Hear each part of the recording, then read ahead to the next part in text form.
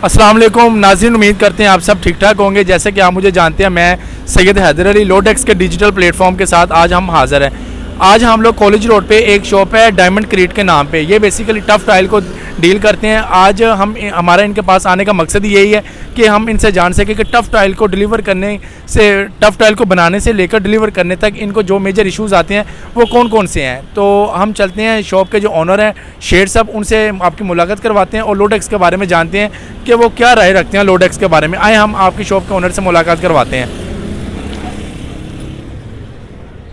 जी नाज़रीन, हम इस टाइम डायमंड क्रीट शॉप के अंदर आ चुके हैं। जैसे कि आप लोग देख रहे हैं कि ये बेसिकली लाइव प्रोडक्शन का काम करते हैं, जो टफ़ टाइल वगैरह बनती हैं उनको देख रहे हैं। तो मेरे साथ आप लोग देख रहे होंगे कि शेर साहब हैं, बेसिकली ये शॉप के ऑनर हैं।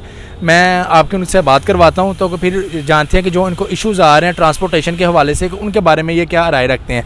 अस्सलाम वालेकुम शेर साहब। वालेकुम अस्सलाम। सर, सबसे पहले मैं आपका शुक्रिया अदा करता हूँ, आपने अपने कीमती टाइम में से हमें टाइम दिया और हमें मतलब कि अपॉइंटमेंट दी कि आप हमारे पास आएँ और एक इंटरव्यू करें। तो सर, मुझे काम के हवाले में से सबसे पहले आप बताइएगा कि आपका काम कैसा चल रहा है। सर अल्हम्दुलिल्लाह, शुक्र अल्हम्दुलिल्लाह, माशाल्लाह जी। अच्छा, मैं आपसे शेर साहब स्टार्ट यहाँ से करूँगा कि जो आपको ट्रांसपोर्ट के हवाले से इश्यूज़ आते हैं उसके बारे में ना आपने मुझे बताना है। मेरा आपसे पहला सवाल ये है कि जब आपकी प्रोडक्शन से लेकर आप टफ़ टाइल को डील कर रहे हैं तो कस्टमर के घर डिलीवर करने तक इसको में जो आपको मेजर इश्यूज़ आते हैं ट्रांसपोर्ट के हवाले से, लॉजिस्टिक्स के हवाले से, उनको आप कैसे देखते हैं।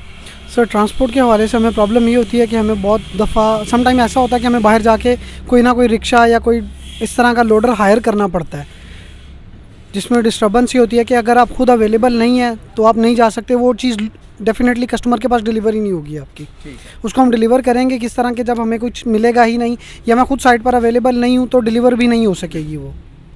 ठीक है शेर साहब, बेसिकली जैसे कि हम सब लोग देख रहे हैं कि आप इसमें लाइव प्रोडक्शन का काम कर रहे हैं, बिल्कुल आपकी फैक्ट्री भी है ये, आप खुद सामान बनाते हैं और ख़ुद मतलब सेल आउट करते हैं। तो मैं आपसे मुझे चीज़ें, आपका रॉ मटेरियल काफ़ी ज़्यादा नज़र भी आ रहा है, मतलब इसमें बजरी है, सीमेंट है और रेत वगैरह है। तो इस चीज़ को इंपोर्ट करने के लिए भी तो आपको ट्रांसपोर्ट की ज़रूरत पड़ती होगी। इसके हवाले से मैं आपसे ये पूछूंगा कि आप किस तरह ये चीज़ को इंपोर्ट करते हैं, ये जो आपका रॉ मटेरियल है, तो क्या ये इजीली आपको जो ट्रांसपोर्टर है वो इजीली आपको यहाँ तक पहुँचा देते हैं सामान को, कोई डिले तो नहीं आता। सर इसमें ये होता है कि बजरी के लिए हम उनको 5 दिन पहले कॉल करते हैं। सम टाइम तो ये होता है कि वो कहते हैं यार गाड़ियाँ फंसी हुई हैं, गाड़ी नहीं है, गाड़ी कल लग जाएगी, गाड़ी परसों लग जाएगी, इस तरह का कुछ शेड्यूल बनता है। उसके बाद फिर अगर हमने 5 दिन पहले ऑर्डर दिया तो 10 दिन बाद हमें रॉ मटेरियल मिलता है उसका। मैं मारगला से इंपोर्ट करता हूँ, जो ग्रेवल है मेरा, तो उसमें मुझे 10-10 दिन मैक्सिमम लग जाते हैं। और जो बाकी है हमारी रेत है, ये तो हमें रावी से मिल जाती है, इसका इशू नहीं होता। सीमेंट है वो भी पास ही हमें मिल जाता है, उसका इशू नहीं है। लेकिन जो बड़ी गाड़ियाँ हैं, जब हमें ज़्यादा लोडिंग के लिए प्रॉब्लम होती है तो वो फिर हमें 3-3, 4-4 दिन का स्टे लेना पड़ता है, उसमें हमें टाइम बहुत ज़्यादा हमारा वेस्ट होता है। मतलब कि आप ये कह रहे हैं कि बजरी के हवाले से आपको काफ़ी डिले आ जाता है, ठीक है। तो इसके हवाले से मैं आपसे ना सीमेंट के बारे में पूछूंगा। आपको पता है आजकल मतलब कि महंगाई का दौर है, हर चीज़ महंगी होती जा रही है। तो क्या जब सीमेंट या रेत कुछ महंगी होती है तो क्या उसका इफ़ेक्ट आपकी टफ़ टाइल के ऊपर पड़ता है। जी बिल्कुल, उसका ऑब्वियसली इफेक्ट पड़ता है। ठीक है, हमारी जो प्राइस है वो रेज़ हो जाती है उसकी वजह से। जब एक चीज़ हमें 730 की कॉस्ट कर रही है, हम कस्टमर को उसका 750 नहीं बोलेंगे तो हमें तो ज़ाहिर है कुछ नहीं बचेगा उसमें से। जब तक किसी को कुछ ना कुछ बचता नहीं है तो वो कारोबार किस तरह कर सकता है।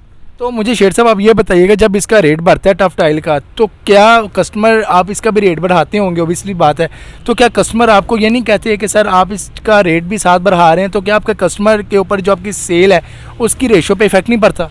सर उसकी रेशियो पे बहुत ज़्यादा इफेक्ट होता है। अगर हम कस्टमर को कहते हैं कि 730 का है तो कस्टमर उस पर आके हमें कहता है कि नहीं यार ये तो इतने में नहीं कॉस्ट करेगा। लेकिन आया कि उसके पीछे बिहाइंड द सीन देखें कि उसमें हमारी कॉस्ट रेस करती है, हम वो उसको किस तरह मैनेज करें। फिर उसको मैनेज करने के लिए हमें टाइम देना पड़ता है, उसकी कॉस्ट को बढ़ाना पड़ता है। अगर उसकी कॉस्ट को नहीं बढ़ाएंगे तो फिर हम काम नहीं कर सकते।